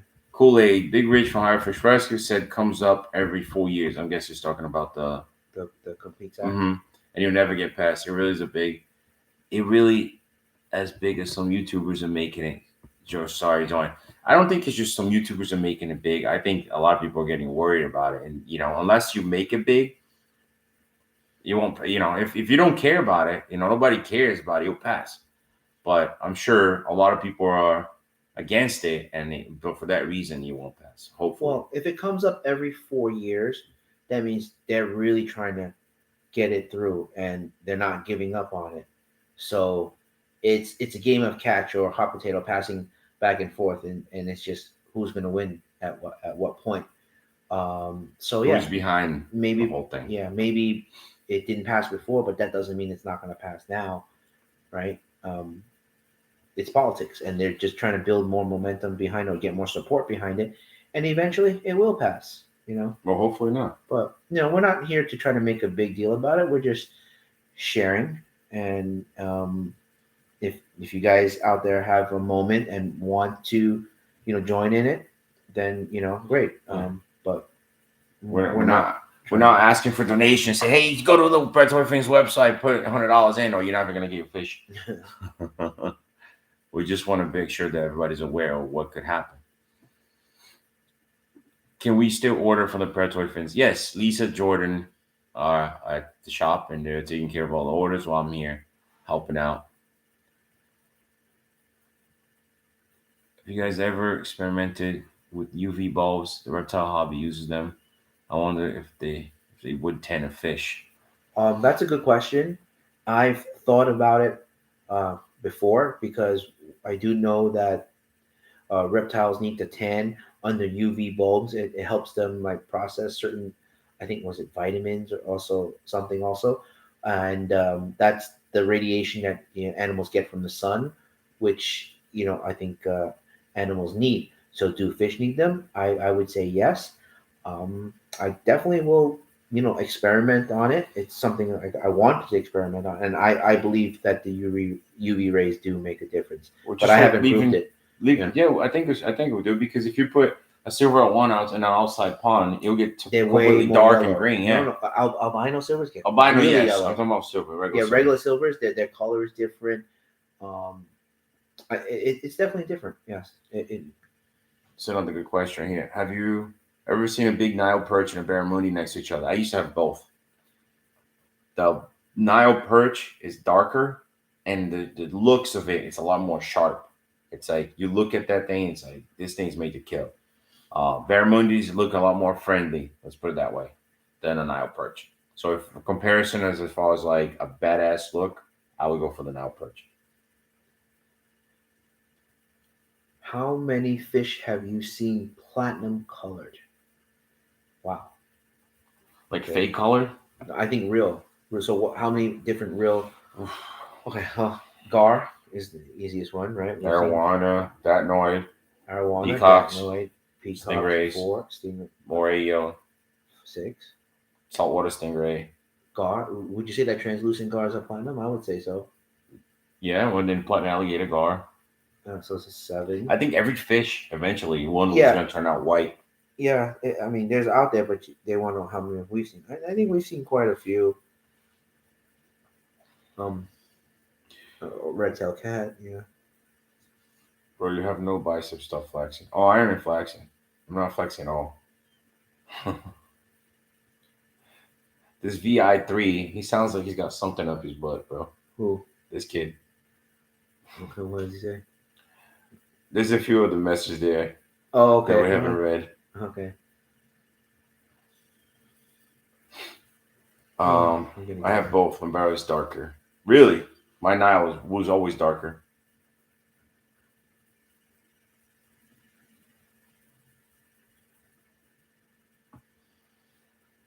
Either you guys go ahead. Rainy day collection. You're gonna read the same one. Do either of you guys see the business opportunity for designer koi? Massive market with fish often go for more than 10K. Yeah. We've had quite a few people asking us about that, and it's just about getting to it. And again, we're in the process of the move, but we do plan to get into that as well.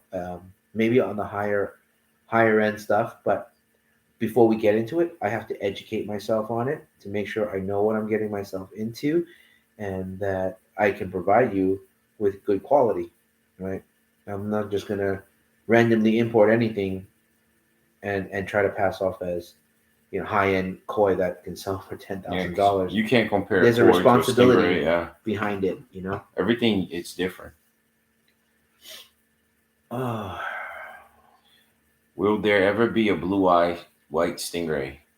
What do you think? I don't know. Could it be? Could it happen?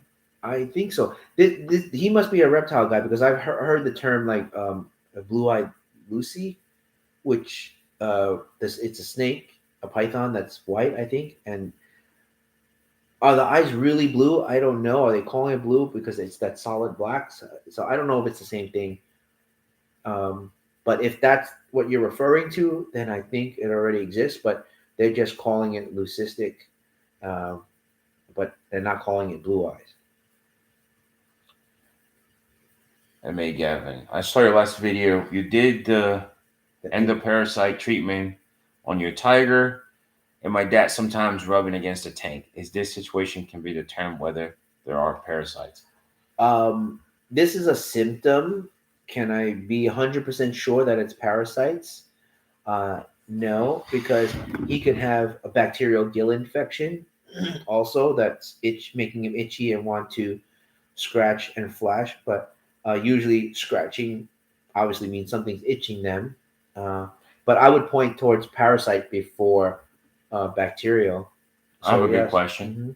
Do you think that a lot of times fish are able Wait, to wait, heal wait. on their You got to own? type it and wait your turn until we get to your question. Oh, I got it. No, but seriously now, do you think sometimes the fish can heal on their own? Just like in nature? Bacteria wise, yes. Um, maybe even with parasite wise, yes. It just depends On the on system? how severe it is, right? It's like if you get stung by one mosquito, can you recover from on your own? Yeah. But if you got attacked by a swarm, you're gonna need help, Yeah. right? So yeah, natural immunity and it will help also. So a lot of times for me, the answer is good water quality to many things. But for your case, if you're asking about parasites, if he's scratching, most likely, but try doing a big water change and clean up your tank first. Which one? Michael Wall again. We were talking black-eyed white animals are different from blue eyes. Okay, so thank you for that. I also wonder if there would be ever pied stingrays. Yes, there are already pied stingrays. I've had some piebald pearls. You can see that in my video. Um, and if black-eyed whites are different from blue-eyed whites, there haven't been any yet, but it does look like the way the stingray breeding is evolving. A lot of the patterns that are coming up is following um, the same trends of how reptiles are developing. So if blue-eyed whites are a thing, hopefully it will turn up soon. Right? Who's going to be the lucky guy to breed it first? That's the $1,000,000 question. Hopefully it's me. So this is a good question. One in the comments there. For the two of you, who has more inventory in general, and how are you going to balance everything in the new place? So that's one of the things that our partnership works well. We don't really talk about stuff like that. We just make it happen. It's not really. Wait, Hold on. Let me keep saying. And since we, even before we're together or after we're together, we never had the extra to take it out because we're always putting back in the business. I think he's saying from the two of you, who has more inventory? Yeah, in general. Talking about fish or equipment or, you know what I mean? Yeah. To bring it to the table.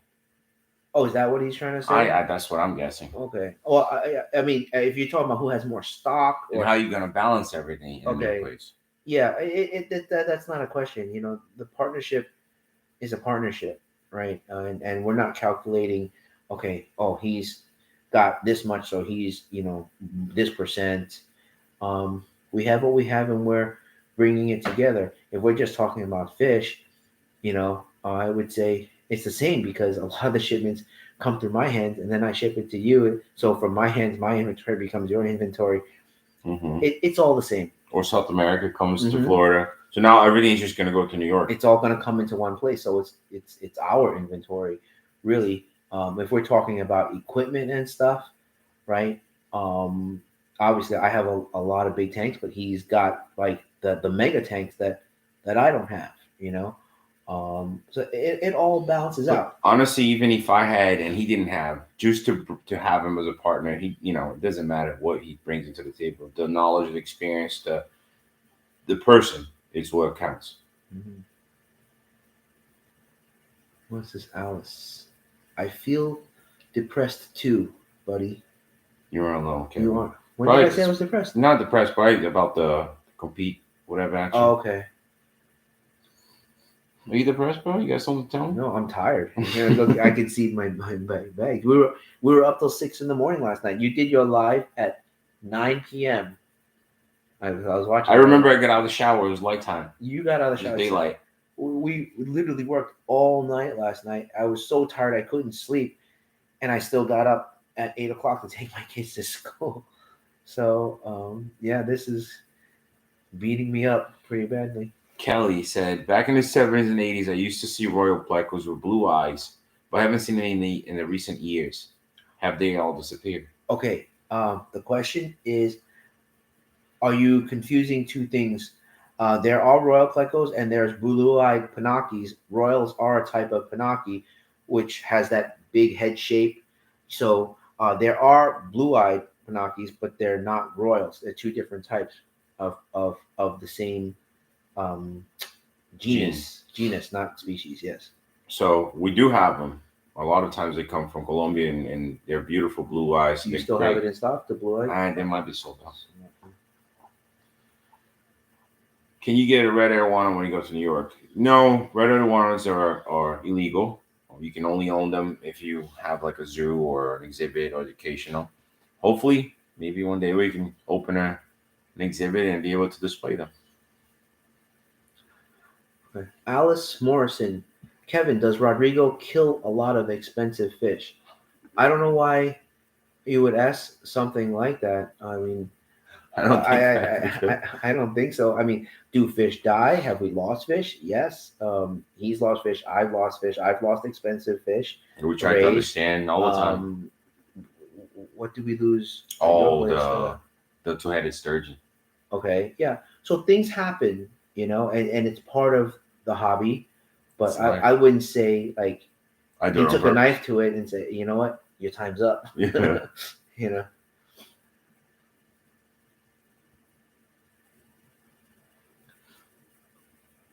No, Kevin does not kill expensive fish. He's a very nice guy. Oh, thank you, VI3. But I don't think that was her intention of asking it that way. Being you have a fish shop, do you have a private collection of fish shop? Well, zero. Yeah. I got nothing in the house. It's so much work that when you come home, you don't want to do it anymore. Mm-hmm. So it's better because our facilities are set up so well that it's more convenient to keep it there. The water change, the feeding, everything is there. So our private collection is there, and it's there for everyone to see as well. So Alice said, not necessarily kill, but not take care of them properly and they die. No, what we do is everything that happens, whether it's with him over here or me over there, we always talk about it. There's times where even Oya and Lisa, we get upset because we're trying to but this fish is doing this or that tank was doing that. And, he does have a lot more knowledge than I do. So I listen a lot to what he says. But the good thing about Kevin too is he listens. So if you tell him something, he's the type of guy, what have you been talking about dinner today? I'll say, hey, let's go this route. He'll come up with 10 different routes, find all different possibilities that could happen on 10 routes and figure out the best way to go, which is good to be that way because you're always prepared and careful. But like you said, it drives him crazy at the same time because your head never stops. Yeah, but to answer it a little bit more, she's saying, but not take care of them properly. I mean, we take care of all our fish to the best of our abilities. Sometimes things happen. My facility is very focused on stingrays, whereas his place in Boca had a lot more of different fish coming from all different sources, all coming into one place. So it's also harder to manage. There's a lot more variables and moving parts. So can things go wrong? Yes. And he's been showing more of that to you guys longer than I have. But we've had some shipments come into me that I was holding, and did I have some disasters? Yeah. I mean, I'll tell you guys right now, I lost a whole tank of guppies, those red and white koi guppies. Couldn't figure out how to keep them alive. I was told that guppies are hard to keep, sensitive. We brought in one shipment. I said, what are people talking about? They're doing great. And everything was fine. And then I brought in another shipment, and we brought in double the amount, and boom, after 2 weeks, the whole tank just went down. Did I neglect it? No. I was changing water every day, medicating this and that. Maybe that was the problem, changing waters every day. Yeah, it could be. So it's not like we neglect and are dropping the ball if things do happen. So I hope that answers your question, Alice. Even in Boca, we're losing some of the guppies, and I was thinking maybe the current was too strong because they're not made to swim like that, Yeah. So it's different things that you have to like go through and experience, especially if you're not used to it. That's why you're saying if we get into koi's, he wants to learn before getting into it. But in the end, it's probably better for you guys that it dies on us than on you guys, right? So Yeah, we were talking about that earlier too. yeah. Do you think the ST Dads will ever drop in price or just go up as the years go by? I think they'll go up. ST that it's tricky. It was going up because no one was able to breed them. So you think other people are able to breed them now? But there is a breeder out there now. Excuse me, which is why they're starting to show up. But they're grading it, so it's based on quality. And once something has been bred, that's like the barrier to crack, and then more people will start breeding it. So then it could go down. But It's just not easy. it's like flower horns.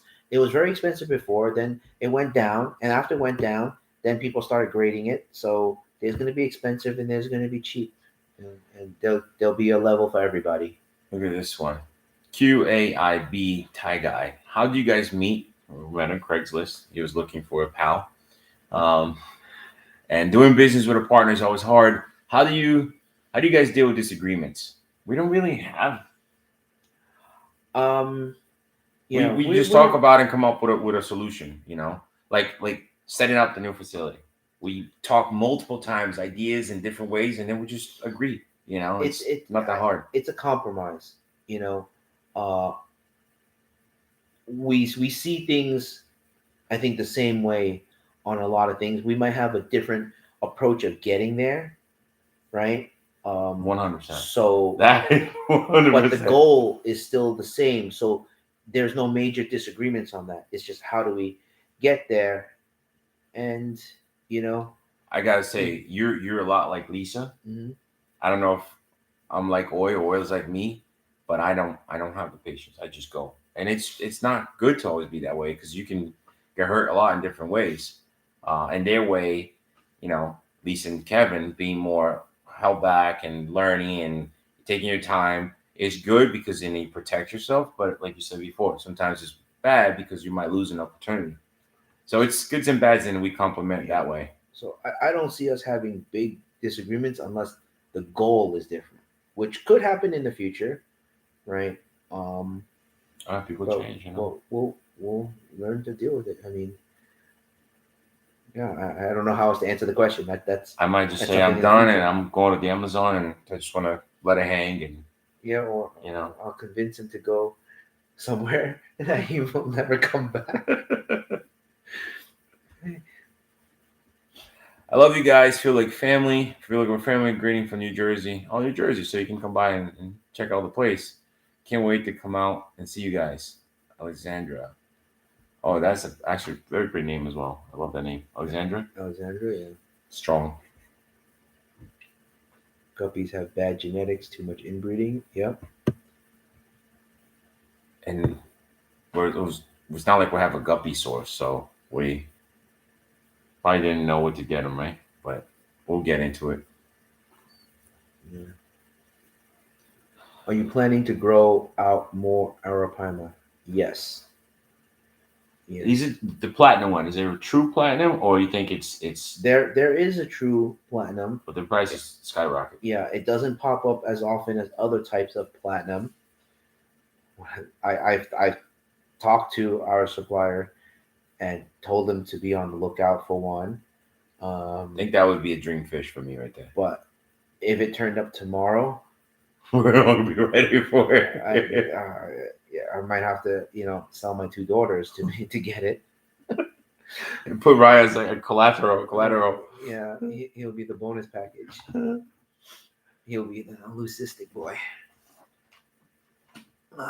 I saw this right here. Would you guys ever get high? I didn't see the I know. I honestly, I never seen you do it, but I can't. I'm not saying that I'm against it or wrong. I don't think there's anything wrong with it. It's just I'm not the guy for it. For what, betas? No, for getting high. Oh, for getting high. or beta. Oh. It just puts me in a down. Like I just want to go to bed and sleep. I'm not gonna say I never tried. I tried. It's just not for me. I tried it one time and I didn't see enjoyment of No, it. I like to have control of myself. I was just, and I didn't move. I didn't Bro, talk. I I couldn't laugh. lift my arms. I No. laugh nonstop. Well, at least then you're enjoying yourself. But it's not. It's like It's that not? stupid laugh. It's like, I don't know.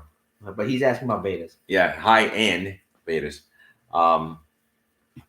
Is it something that you would like to get into it? Yeah, it's the same thing as the neon question. I think it's Yes. more to accommodate everyone and Mhm. be able to provide to everyone, because we love the monster, the rare, the expensive, but then there's kids that follow us and watch our channels, and it's kind of like sad that they can't have something from us because whether they don't have a tank big enough or it's money or whatever. So it would be nice to provide all types of animals and products as well for them. Yeah.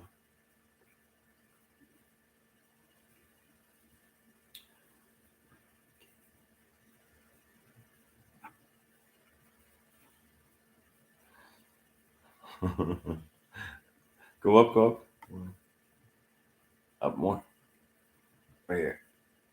I got a flower horn a month ago. He's awesome. But I know you had a problem with yours, but mine, Neptune, is like a puppy in a tank. You must be talking about the jerk. Yeah. Jerk? Jerk is like, but Jerk is old too, right? How old is Jerk? Like 15, 16 years old? No. Well, you told me he was like something like that. No, I got it when it was like this, and I sent it to you when it was like this, right? But how long ago you have him? No, you gave it to me already. He was big already. Yeah. No, I only had it for like maybe a year or less. Oh, I thought Jerk was a lot older.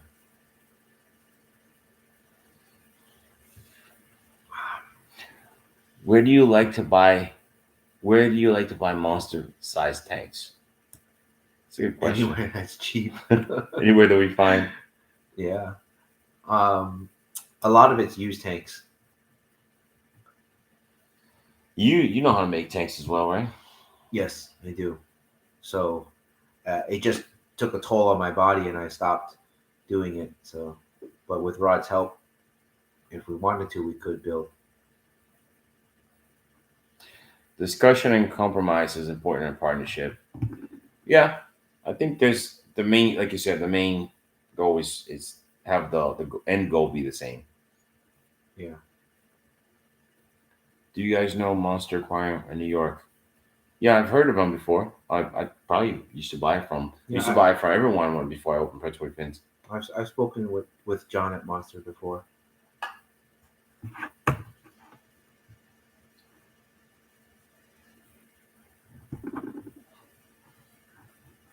Pedro R. Hi, Rod and Kevin. What's up, Pedro? Does Rod know you sold his flower horn? What? Oh, come on, Daniel. You sold the flower horn? We were supposed to tell you. I had to break down the tank. You see, now this is going to be the first disagreement. There you go. Hold on. You said, "Oh, see," but now I know Rod doesn't watch my videos, so now I don't watch anything. Yeah. Not just your videos. Anything. So I said in one of my videos that I need to sell this flower horn. You sold it? And I said, "Don't tell Rod." Yeah. I said, "You guys want a piece? Yeah, email me into yours." As long as you went to a good home. Yeah. Okay. All right. It was getting nicer and nicer, honestly. Is it illegal to own a Goliath grouper in New York? Not that I know of. A Goliath grouper? Oh wait, Goliath grouper. Yes, I don't think know. so. That's the giant groupers like that they have in Florida as well. In Florida, they're prohibited. Well, I guess unless you have an aquarium. That's a marine fish, right? So Yeah. I'm not sure with the regulations on that. Do you have Goliath tigerfish? How gnarly are their teeth?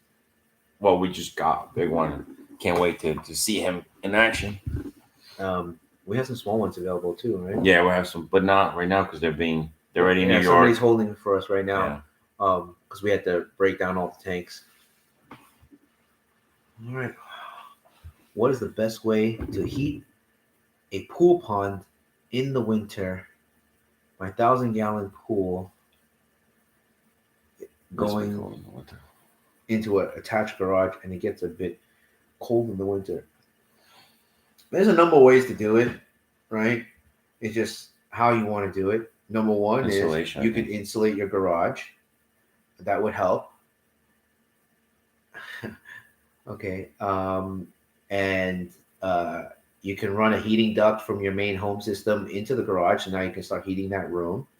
All those things help. And then a regular heater should be enough because the garage won't be that cold anymore. The other way is to insulate your pond. You can buy home insulation, wrap it around the pond, get Styrofoam on top. styrofoam boards, and keep the tank covered, and then use your heater to do that. So there's multiple ways to do it, and it's just whichever one is practical for you. Alexandra sent us $19.99, so thank you. Thank you. It'll definitely go towards diaper or No, you got the diaper, so that's okay. lunch for me tomorrow. I appreciate it too, so I do appreciate it. So her question is, me getting help. I put a driftwood in my flower horn tank and the water turned brown, which is normal for that to happen. I took it out 2 days ago. How can I clear up the water? I want to see this beautiful turquoise and pink colors again. I say water changes. What do you say? Fastest is to do a big water change.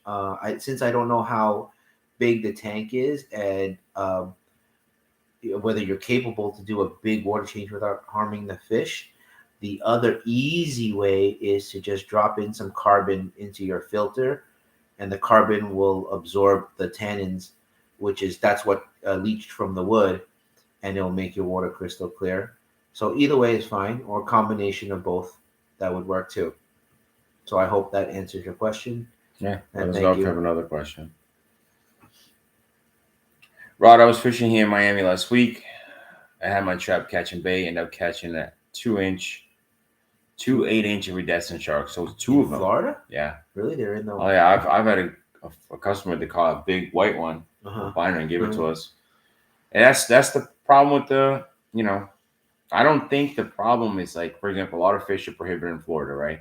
But I think the problem is like the red tail pock or iridescent sharks that are being sold at the big chain pet stores, and they don't really care, where they go or what's going to happen to them. We rescue how many fish, and Kevin's always like, oh, why are you taking in more pacos?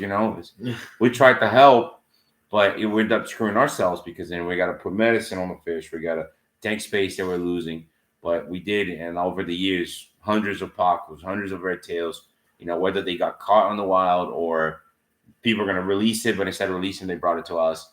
So we did do our part the whole time we were there in Florida. I think what we'll do in the new place is either have a section or have a tank, like a larger tank, like one of the fiberglass ponds dedicated. So if people just for want rescue, rescue, donate, stuff, we can put it there because we have to have a way to separate it so that we can quarantine and doesn't bring problems into our current stock, right? So at your place, it's tough because the only big tanks you have are tanks that we have some very expensive animals in, and it's not good to just dump wild caught or animals from unknown sources in there. But once we're set up for that, then it won't be a problem. It won't be a risk anymore. Then we can take on whatever people, need help with.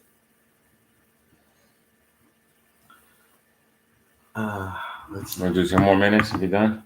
Yeah, I'm on 2 hours. Holy crap! I need to go to sleep. Air1 Express said, "What should I look out for? When setting up an import and export facility?" Everything, dude. Yeah, there's so many aspects that's like almost asking, how do I build a car? And then look, it's not a simple answer. I just told him yesterday. I had to break down what do you call when your videos, the wholesale system. Okay. Yeah. Everything is details. You got the light and the screws and the plywood and the 2x4s and man, it's so much for one tank, that you have to take it apart. It all comes down to how you want to run your business on a daily basis. Since I think he's from Singapore, in Asia, it's different. The way you can drain water onto the floors and stuff like that. You have access to a lot of water, and the weather's warm, so. Yeah, I know a lot of discus farms that don't even have any filtration, just an air stone in the tank, and they change water twice a day, 100%. They come in the morning, feed the fish, hour later, drain, and then new water fills it back up. So they do the same thing at night with no filtration, and the fish are perfectly healthy. So there's many different ways to manage it. For us here in the U.S., we have to worry about weather. We have to worry about chlorine in the water. We have to worry about so many different things. There's just different ways of managing it. And it all comes down to how you want to work on a daily basis. And then you figure out the rest around that. But I say start small. Keep your Yeah. bills low. Yeah. If you're not sure what you're doing, you start small. And then that way you don't make any major mistakes that you're locked into. All right. Alexandra is trying to help us out here. Help these guys out. They spend a lot of money to move to the northeast coast. They need to feed all their fish. We're going to buy from them. Every dollar helps. That's true. Every dollar helps. But we're excited to go to that area. I think, especially the building made us very excited because there's so much potential in it. Michael or Mitchell, will you ever keep or sell shrimp? That's on you, dude. Michael's asking. Again, we're gonna look into all different types of things and branch in different directions. And I know if we're talking about shrimp, like those little, was it beach shrimps, right? Mhm. That's what's very popular nowadays. Can we get them? Yes. Can we get them tomorrow if we wanted to? Yes. I just want to make sure we're set up the right way to keeping them. I think they need colder water, right? Those crystal shrimp, I think, or red crystal shrimp or beach shrimp, they need colder water. And, we just have to be set up for it.